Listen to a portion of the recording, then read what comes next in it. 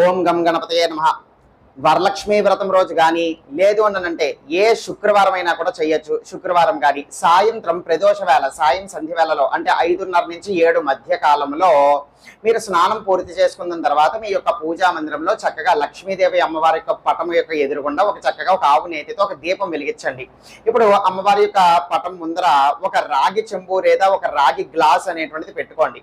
పెట్టుకున్న తర్వాత దాంట్లో నీళ్ళు అనేటువంటిది వేసి ఒక చిటికెడు పసుపు వేయండి. ఇప్పుడు అవి పసుపు నీళ్ళుగా మారిపోయాయి. ఇప్పుడు ఇందులో ఒక 2 మారేడు దళాలు లేదా బిల్వ దళాలు, రెండు ఒకటే. మారేడు దళాలని కొంతమంది అంటారు, బిల్వ దళాలని కొంతమంది అంటారు. తెలియనటువంటి వాళ్ళ కోసం చెప్తున్నాను. ఒక 2 మారేడు దళాలు అనేటువంటి వేయండి. ఇప్పుడు 2 తులసాకులు వేయండి. వేసిన తర్వాత ఇప్పుడు ఒక రూపాయి కాసు కానీ, 2 రూపాయల కాసు కానీ, లేకపోతే 5 రూపాయల కాసు కానీ, ఒక కాసు అందులో వేయండి.